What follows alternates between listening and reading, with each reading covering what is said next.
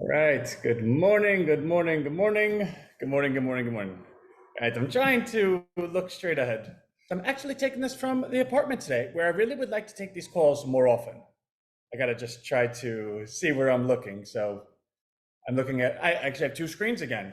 I miss all my other screens, but such is life. So I'll try to look right at the camera. Now, where we left off Friday was ILMN had a really good day.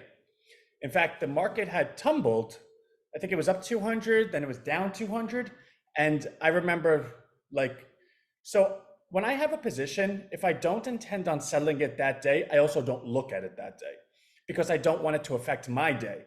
And some of you probably are quite acutely aware of this. If you have any large amount of money in options, the second you look at it, if it's up, you feel really great, but you're nervous. Is it going to go down? And if it's down, you just want to like jump out of a window. It really is quite painful because when an option is down, it's not down like 5%, it's down like 50, 60, 70%. So it's always been my process that if I'm not planning on selling a position, I don't look at it. But maybe just because I like a little bit of masochism in my life, I do look at other stocks that are like it, right? So, like for instance, let's say John Deere, and I don't want to look at the stock, I might put up Caterpillar and I'll see Caterpillar during the day. And the point being, they don't trade exactly identical, but if Caterpillar at the end of the day is up 5%, I feel quite comfortable. And if Caterpillar's down 5%, I don't feel like the world has ended because they're not the same stock. All right, they were down, but maybe we're better. And it's almost that you manage your own expectations in a really kooky way. And Friday, again, didn't look at ILMN, but I had the stock market up, right? Like, so I have a whole bunch of tabs and one of them said the S&P. And I see that it's up, and then I see it's even, and then I see it's down, and then I see it's down a lot. And in my mind, I knew, I was like, great, ILMN just got smoked. I had a profit. Again, I didn't sell it. I'm really not happy. But to my surprise, at the end of the day, it was up. It kept all of its gains. I think it got up to 138 at one point, but it closed 137 and a half. What more could you ask for? The whole market turned over. And it's stuff like that that's indicative of a bottom, right?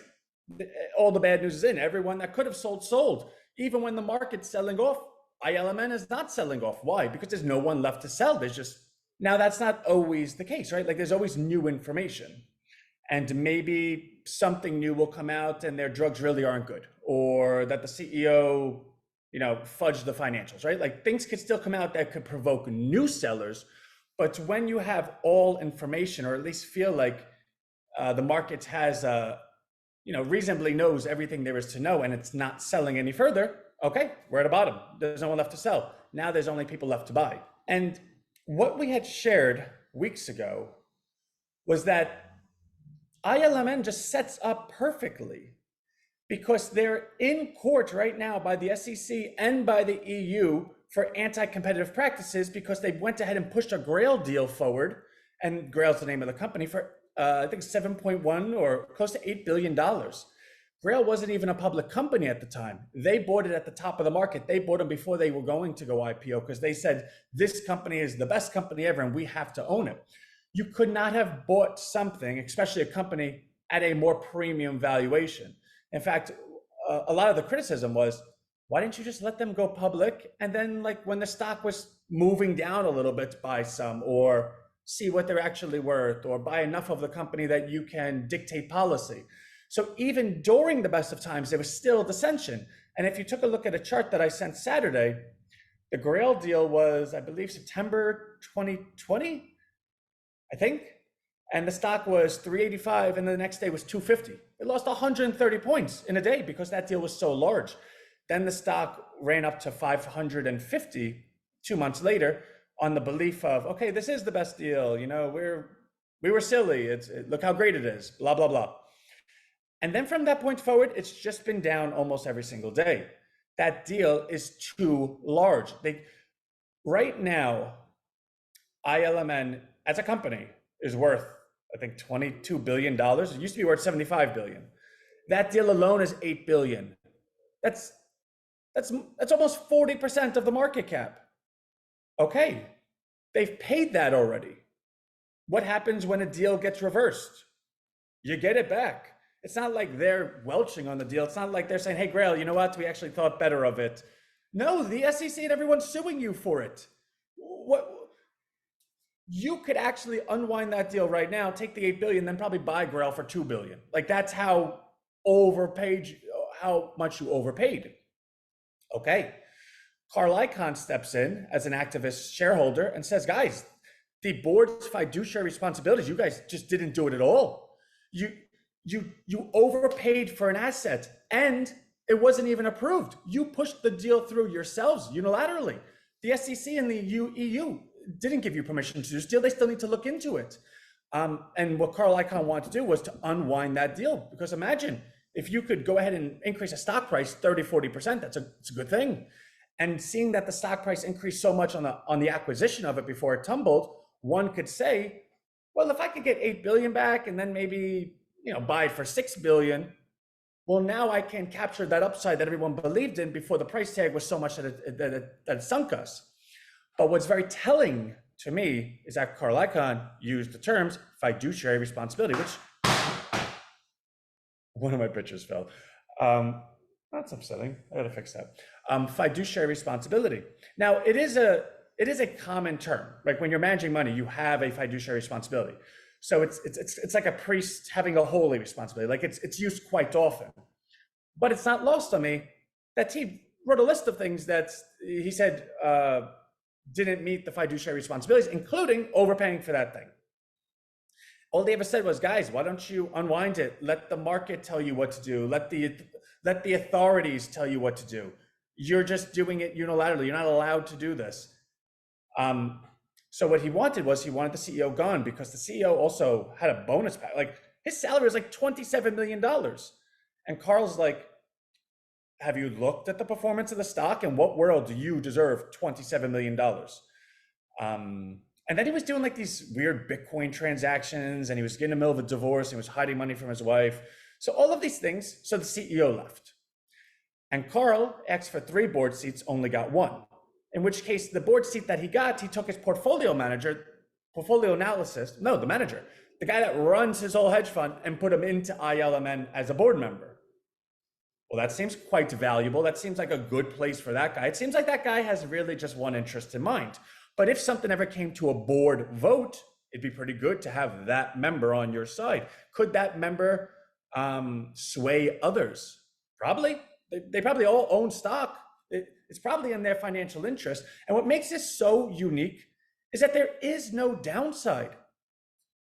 The deal is you're being told by authorities to unwind the deal. And consequently, by unwinding the deal, you get $8 billion. And you still could go ahead and buy that company at a later date for less money. And, well, you would say, well, Ant, yeah, but the CEO, like he made that deal. He doesn't want to break it. Yeah, I know, he's gone. Now you have a new guy that knows nothing about nothing. He's pretty smart. Jacob Tyson or something, he's from Agilent. But he's Carl Icahn's guy. I fully support that guy. He has my full support. Okay, great. So there'll be some point in time where, they get rid of this deal. Don't know how. I think they should just throw the case, right? Like you're in court. All right, fine. You guys win. You know what? We'll put out a press release. Dear SEC and EU, we're no longer going to pursue this merger. That's all you have to say. And I didn't look at the compensation package, and maybe I should have. There's no doubt in my mind that a new CEO has a compensation package that has performance in it. He probably has a ton of stock options. There is no way that this guy doesn't want that stock price up. Imagine walking into a company and doubling it your first day, and it's given to you on a silver platter. Okay, but that's what we knew. That's what Anthony was harping about for 2 weeks now. What was the email about Saturday? Lowy Daniger, I think that's the name of the company, Lowy Danigan. So they're a really big securities law firm. I mean, they're not the little guy. They're the big guy. They're in Long Island, I think, or upstate New York. What a coincidence, Carl Icahn's in New York. But kind of all the financiers are in New York. So I took a look at did they ever have any past relationship? Yeah, Lowy went against Carl Icahn twice. Once with, back in Comcast, I think it was Viacom actually, in 1994. And then actually earlier this year, They were saying, Carl, your portfolio is not worth what you're saying it is. You're overinflating assets. Okay. Which means Carl and these people know each other well. In fact, there's no more respect you have for someone than when they're your enemy, like a good enemy, like a worthy adversary. When I go against someone that is just so smart that they're outsmarting me, I have like a world of respect for them. I think that I want to become friends. I want them close because how are you? I have so much to learn from you. The point being, in that world of finances where everyone's a billionaire, money only keeps score. Money's not like you don't need money to live. You have money. You look to get money to keep score. Ha ha, I sued you and won $1 billion. And then the other guy tries to get the other guy back and vice versa, yada, yada, yada. But it's not lost on me that Carl, who has a relationship with this firm, who's gone against him twice, I don't think he called them and said, hey, like they're a respectable law firm. But is there a back channel? Is there a way that he could nudge them to take action? I don't know, probably. This is really, really easy. Now, what's this law firm doing? They're threatening a class action lawsuit. That's what they do. In which case, they get the entire list of all of the shareholders, which is public, and they email them and they send them regular mail and they bombard them until they agree. Hey guys, this company that you own stock in, well, they breached their fiduciary responsibility. Now, they didn't say what the breach was yet. I suspect they're going to come out with a press release saying that it's that deal. And you have taken on losses that are not your fault. In fact, if they had just upheld their fiduciary responsibility like they're supposed to, which they're mandated to, you would not have taken these losses. In fact, we project that that this whole company's probably taken $5 billion in stock losses. Now, mind you, it's $75 billion, it's now $21 billion. They can't prove all $50 billion, say 10%. $5 billion is directly because of fiduciary responsibility. Okay, so what do? All of those shareholders that opted in, how much shares did you own? What were your losses? What is the percentage of that to the 5 billion? We're going to go sue them. We'll get the 5 billion and then we send it to you and we take our cut. That's the way it works. That's really bad for a company. Like, that's bad. If I believed that ILMN couldn't easily settle this by saying 2 words, I would be running for the hill. But that's actually the reason that I'm still here. Because when this really, really reputable law firm calls that CEO and says, hey, buddy, I'm about to put out a press release that's going to make you want to like cry to your mommy. So let's get something straight right now. Either you could get rid of that deal and you could be a hero and the stock will double, not, go up 30, 40%. Everyone's happy and we'll back off. We look like heroes. We helped out clients. We got them. Everyone's happy. Everyone's happy for a company you have no responsibility or obligation to because you just started working, I don't know, literally 7 days ago. This is his 7th day, which if you only work Monday to Friday, this is his 6th day, right? So 8 days there, 6th day working. Or, now this is really good. You know that guy, Carl Icahn, that supports you? Well, we've sued him twice. Why don't you ask him what that's like? We are going to bury you and everyone in this board, get you thrown out, sue your company for 5, 6, 7 billion. Your stock price is going to go in the tank because now you have to take an additional 5 billion to send to shareholders. You think they're going to stick around? They're going to take the money and run. You're going to have no share. You're going to be a laughing stock. Those are your choices. Which choice do you choose? Now, here's the part where I think I'm missing something. That seems so obvious to me. I don't even know how that doesn't happen. But when I was jogging earlier, this is what I wanted to share. The investment thesis I just shared is different than the investment thesis that led us to getting in. We got in because of stock exhaustion for technical indicators. This new thesis is for a fundamental analysis. This is because we are using our brains and we think something's going to happen. These are 2 very different things. The options that we have expire October 20th. That's in 18 days. I don't want to sit around in a stock that could maybe go down. If the stock goes down while that time is going, so you have 18 days. Okay, great. Now the stock's down, you have 17 days. Now the stock's down, you have 6. Do you know what those options would look? They'll get slaughtered. Okay, so I want to sell them. I don't know if I'm going to sell them at the open. I have no idea where anything is. but I do kind of want to stick around in this company. So what are we looking for? All right, and it's 137, 138, wherever it is. You're telling me it could go up 40%. So I don't know, 160? Does that seem reasonable? Yeah, it seems reasonable. It's a complete flyer, though. That's what they call it. You're speculating now. So the idea would be, I always have my windows open. You hear the garbage man outside, which, by the way, it's like the third time the garbage man's been here. I don't know how much garbage this place has. Um, but the point being, okay, what are November ILMN 160s worth? I have no idea. They're probably, I don't know, 50 cents, maybe 70 cents. I don't know, maybe 60 cents. Okay. Well, if it goes to, I don't know, 180, what would those be worth? They'd be worth $20. Okay, so let's use good math. 50 cents, because it's easy. $20, that's 40 times return. Yeah. So does this make sense? Anthony, why don't you sell your position that you're in for the reasons you were in, get out with a profit, you're a hero, congratulations. Take a little bit of that profit and then go buy those options and just leave them in your portfolio. If they hit, they hit. If they don't, they don't. Obviously, don't let them go to zero, monitor them. But you sound like you have sound reason for that, and then move on to the next thing. The things that you actually do well, because the algorithm is far better than what my brain could do. I think that makes the most sense. So I'm certainly hopeful. I don't know how it's possible for garbage trucks and everything to be so loud. And I won't shut my windows. All right, anyway. That has to be done at some point, right? So that's what I would like to do. Now, the other half of what we shared on Friday was that the market had pulled back because the vote for the government standoff and the funding and the debt ceiling, all that nonsense, which happens every year, literally every year, the same thing happens. It didn't go through, but then all Congress is going to work all weekend and they're going to figure something out. And they do, they always do. So President Biden, have respect for the office, even if you don't like the person. President Biden signed a 45-day extension. Okay, so we don't have to worry about it. It's off. What happened to the market?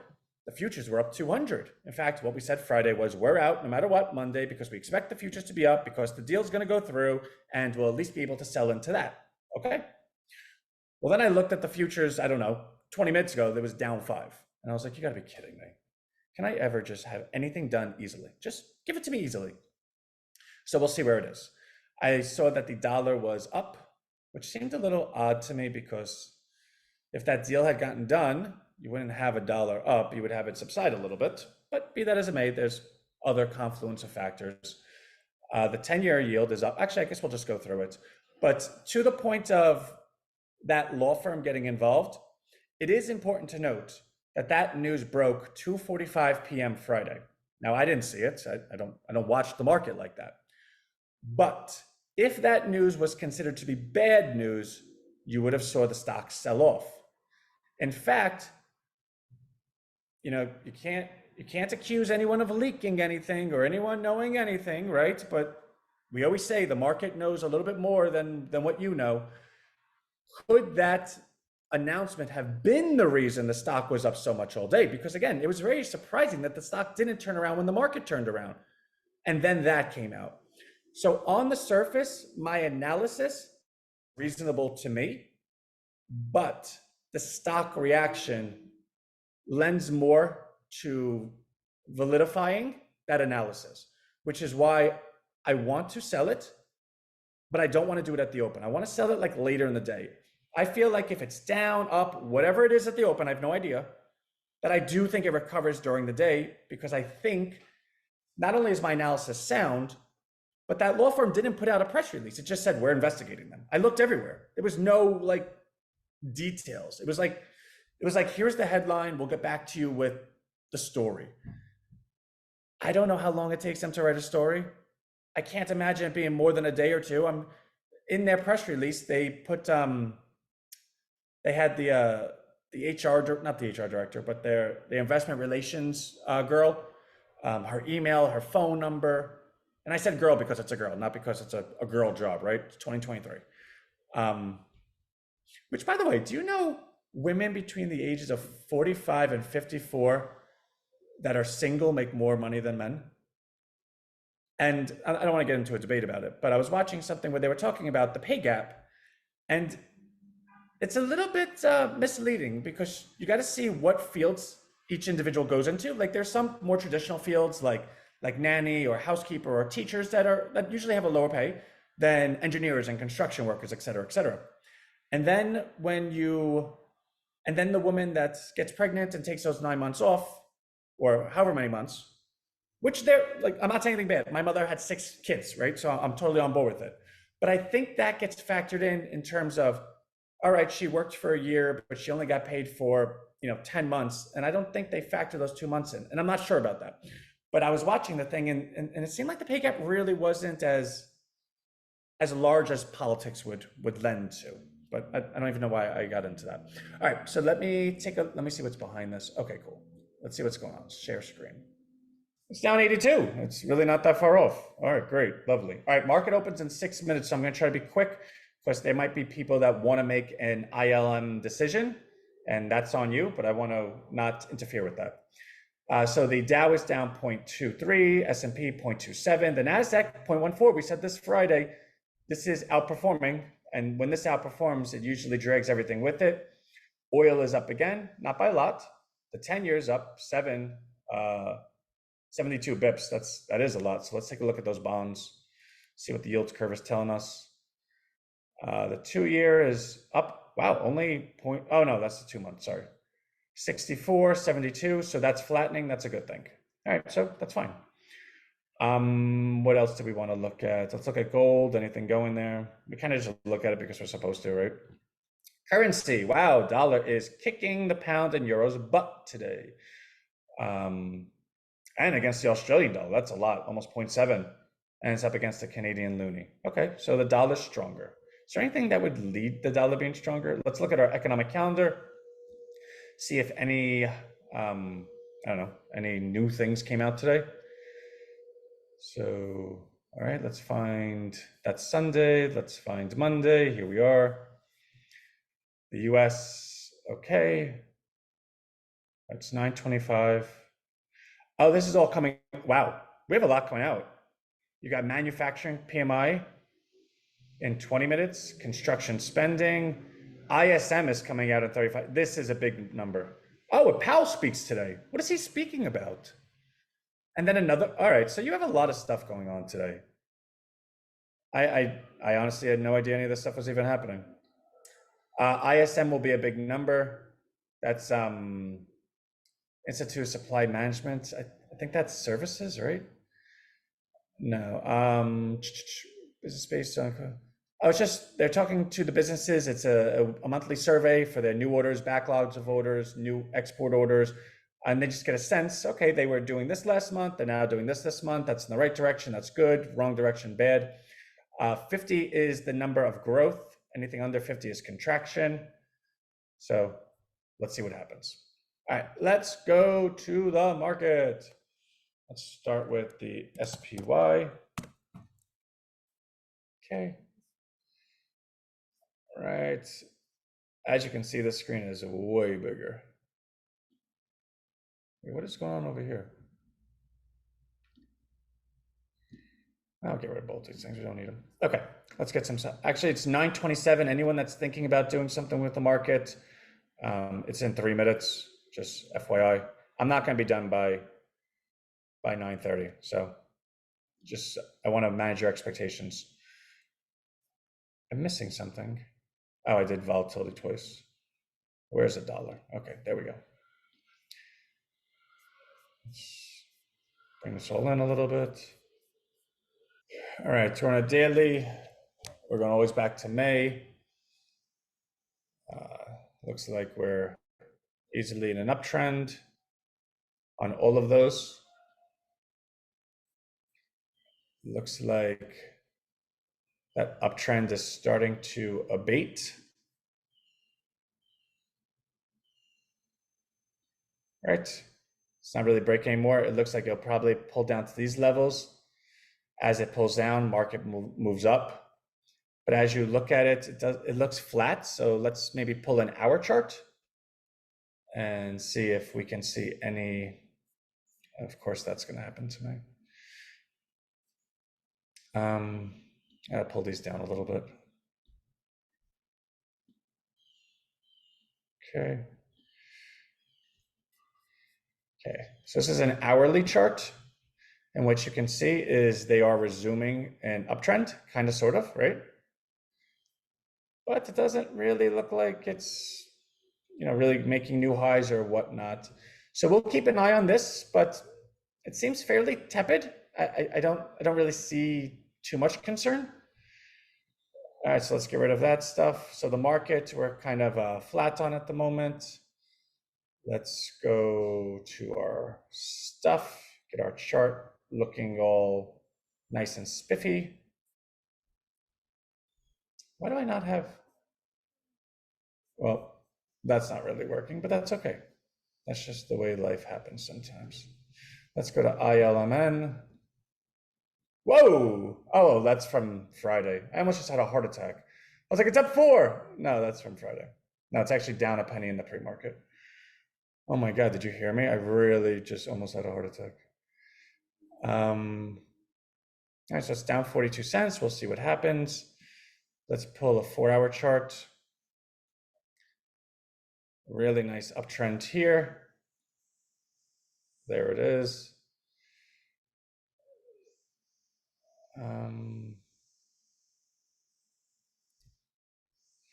Kind of looks like it filled this gap like we said it would. You see how stops here, breaks, goes down. So that line's important. And it looks like we bumped our head, but here's our uptrend. Actually, we probably have more accurate uptrend if we do that, right? So that is what we're looking at. This line right here is, of course, okay. This line right here is 138.03. And actually that makes sense. We've been bumping our heads at 138 a couple of times now. Let's see what the market's doing, because what we can see with ILMN is it opened up at 136.60. It's now at the highs of the day, 137. That doesn't tell you a lot, but it recovered kind of quickly. That's a good thing. Where's the market? Did it recover, or is it still down? It recovered a little bit. All right, so that's it for now. I think that kind of sums everything up. I will take a look at what it's doing later in the day.